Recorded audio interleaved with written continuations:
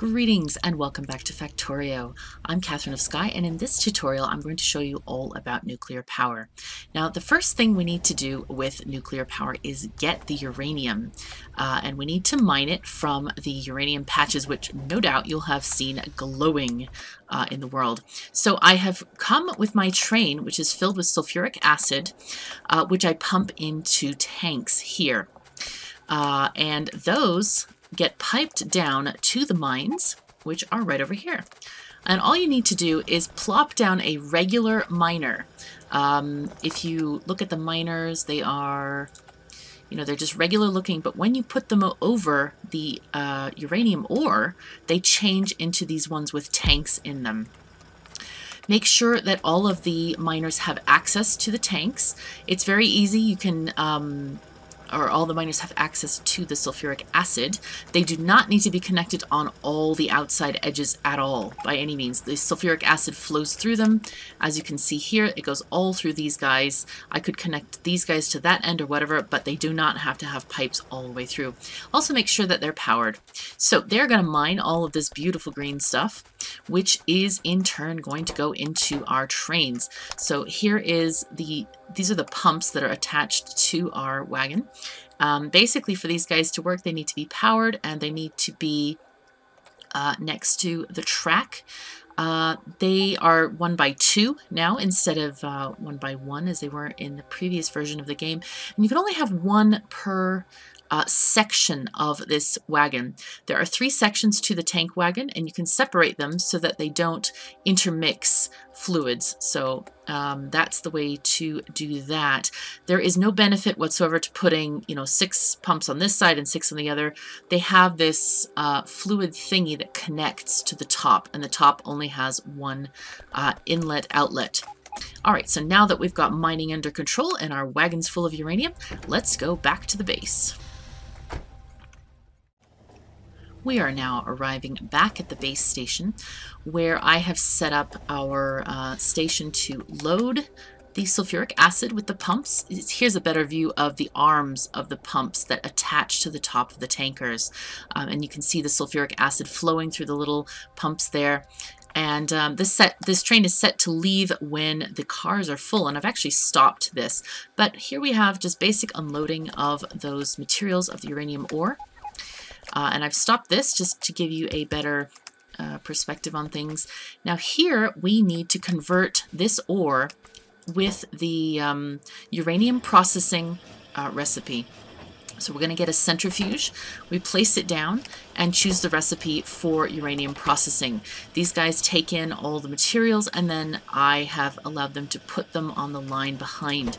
They take in 10 uranium ore, and you have a 90-something% chance of getting the uranium-238, and a very, very, very tiny percentage of getting uranium-235, which is the material we're using for fuel.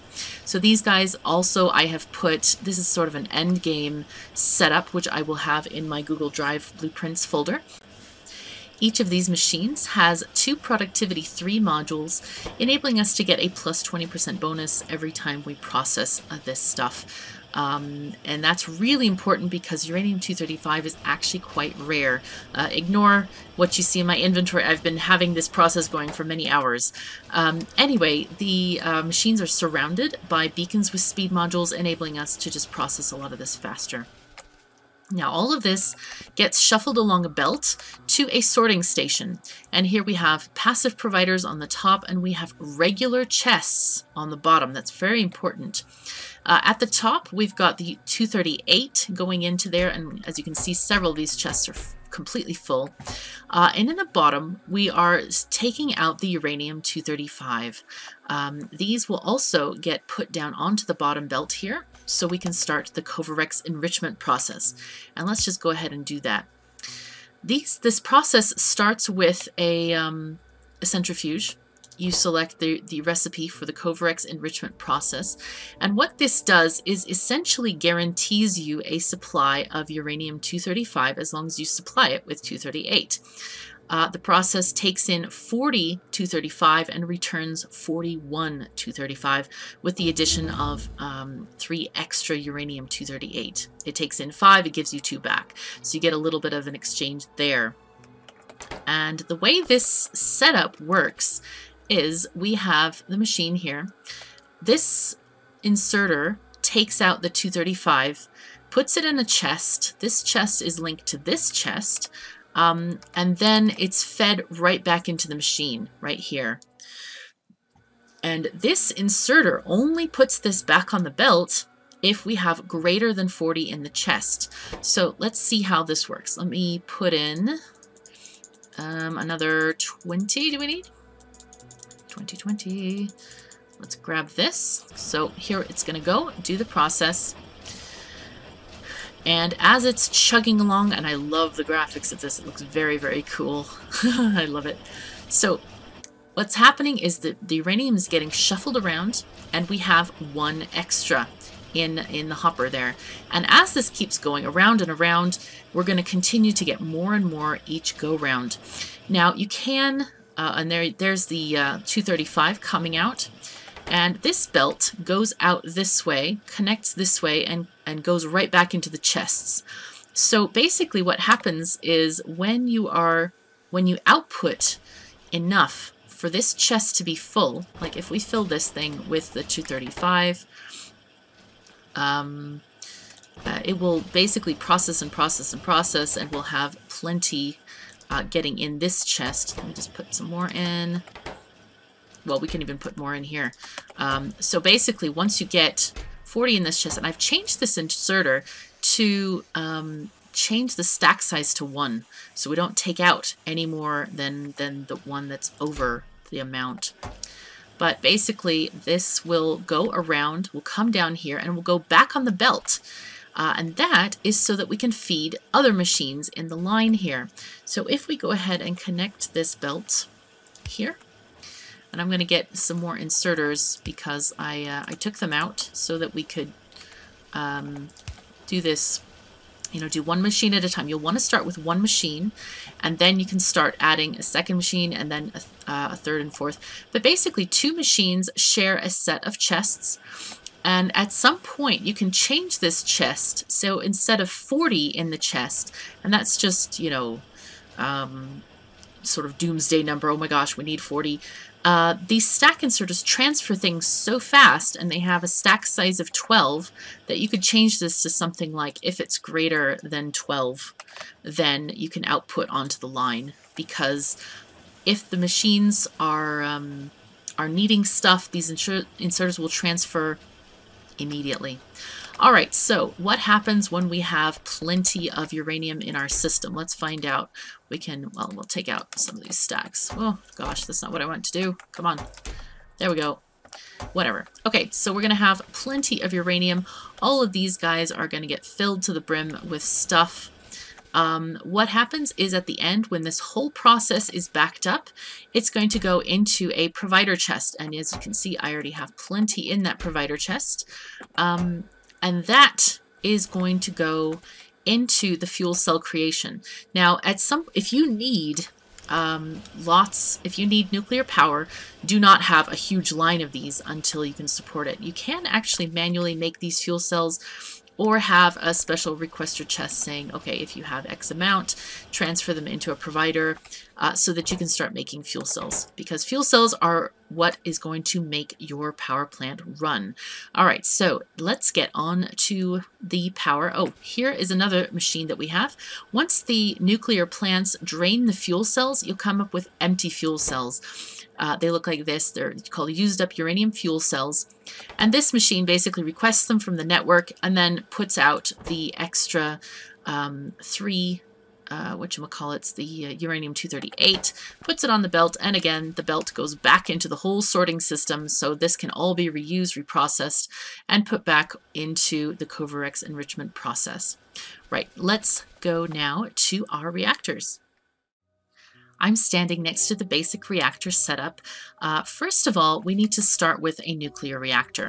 And when you have these in your inventory, you can also read the statistics on these things, which is useful because these guys don't show in the tooltip. But what you need for this is you need your nuclear reactor. Build one in another part of your base, and it tells you it consumes 40 megawatts of energy. Now that energy comes from the fuel cells that we just created just a little while ago. So we're going to have the bots bring us some chests and build this stuff, so that basically this is requesting 10 uranium fuel cells, and that is going to power our reactor. While they're bringing all of these things and stuff, actually, do I have any? I do. I'll just send in 31 in there. And the reactor is going to start doing its reaction, and it's going to start using up these things very, very slowly, as you can see. And while it's doing that, the temperature is going up. You can look at the tooltip on the right. The temperature is slowly getting upward. So for one of these things, we're going to need 4 heat exchangers. Now, the heat exchangers, the way you calculate that is this makes 40 megawatts. These use 10 megawatts each. So 40 divided by 10 is 4. So we're going to need 4 of these guys. Now the turbines are very interesting because they have a very weird number, and you can only see these on the tooltip of the item in your inventory. They have a power output of 5.8 megawatts. So what you need to do is divide 40 by 5.8, and you get 6.8, which is approximately 7. So therefore I have 7 of these guys. Like with regular steam engines, you'll want to put some kind of a power collecting structure, and in this case I have a substation. So that is going to heat up very shortly, and once it gets to around 460 or something like that degrees, it will start producing steam. I fast forwarded ahead just a little bit, and as you can see, the nuclear reactor is up to like 413 degrees, and these guys are a little bit slower in catching up. They're at 400 degrees. Now, the way you connect the nuclear reactor to the heat exchangers is through things called heat pipes. And you can draw on the ground just like regular pipes, but they transfer the heat from the reactor to the heat exchangers. Though keep note, you don't want to run these things all over your base because they have, as you can see, as I move up, they get lower and lower temperature as you go along. So it's very important to kind of keep the nuclear reactors near the turbines just to not waste heat, though apparently they can transfer heat over very long distances and you don't need a capacity like for steam pipes and things like that. Now these guys are connected, the heat exchangers are connected to the turbines with regular piping. It's just your plain pipe that you need. I use a pipe in between because of the interesting ratios that we have. So yeah, I just share all the steam here so that we make sure we get these guys all up to snuff. And as you can see, these guys do not activate until they have a proper temperature. Oh, and there they go. Proper temperature of steam, 500 degrees, and there they're going. So these guys will continue to run as long as we have water and as long as we have nuclear fuel. Now, as you'll notice, the output of this is to an active provider chest. This makes sure that this chest does not fill up with these empty fuel cells, because if you don't have sufficient reprocessing of your fuel cells through the machine that we looked at earlier, then this chest might fill up, and we don't want that to happen. So this is going to shove it into storage or shove it into the other thing. So this is one setup. Now, if you want to expand, you will need to build. So the next thing is to build 2 of these guys. Now with 2 of them, you get a bonus. This one, as you can see in the tooltip, has a neighbor bonus of 100%. That means they produce twice as much energy as before. So where one reactor is going to produce 40 megawatts, these are going to produce 160 between the 2 of them, which is a lot. For this kind of setup, you're going to need many, many more of these guys. You're going to need 16 heat exchangers and 27 turbines. You will also need 2 water connections, because each water connection, if you look at your offshore pump, it produces 1200 water per second, and the steam turbines, does it say here, it consumes 60 water per second. So every 20 steam engines or steam turbines, you will need 1 water pump. So this one, having 27, is going to need 2 water connections. When your factory has grown big enough to need 4 reactors, the bonuses become quite a bit larger. As you can see, all of these reactors have a 200% bonus. And the way this works is each of these machines gives 100%. And as you place these down, you'll notice that you don't get a bonus for connecting them like this. So you can't connect like 2 to the bottom. You can only connect them on their full sides to each other to get the bonus. And the way you calculate this number is because we have 2, we've got the 200%. The first value is 40 megawatts. And then each of these adds an additional 40, the 200%. So you basically multiply that base value by 3. So each of these is now giving us 120 megawatts of power. And for those 120 megawatts of power, the total is going to be 480 for all 4 of them. And you need a massive 48 heat exchangers and 83 steam turbines. Yes, this is one single array powered by 4 reactors, which is humongous. Now, I'm going to put this in a blueprint so you can download this if you like. The next stage, of course, is to add an additional 2 onto the end because a 2 by long column, i.e. almost infinite column, is going to give you the best bang for your buck in terms of how many things you need to add, because, let's see, if we feed these guys a little bit of power or a little bit of fuel, there we go. These middle ones now get a 300% bonus. So for 6 of these reactors, you're going to generate 800 megawatts. So the way you expand this thing is for every 2 you have in the middle, and when you add them on the end, you automatically get 2 in the middle. What you're going to need, is 320 megawatts of additional power. And that's going to equal 32 heat exchangers and 55 turbines. Now I'm going to make a modularized setup, which is right here. This is exactly, let's count this up here, make sure it's correct. Yes, it is a 32 heat exchangers and 55 steam turbines. I'm sorry, if you have OCD, you can always fill in one of these guys here if you need it to be filled in, but I've tried to make it as OCD friendly as possible. So we have 2 water connections at the bottom, and then this top bit only needs 1. So basically we can have modules of this, and I will also create a blueprint for this one as well. And you can find those in the Google Drive. Now, if you're interested in more of the math, if you need to expand even more, there's a lovely Reddit page where I checked my own calculations, and I will post that in the description below.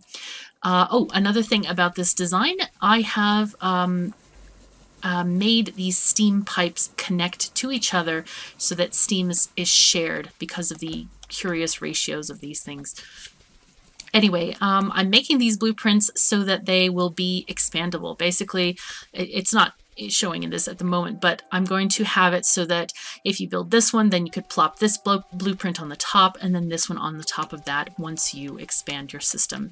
Anyway, thank you so very much for joining me. I hope you found this tutorial useful. Take care of yourselves and each other. See you next time.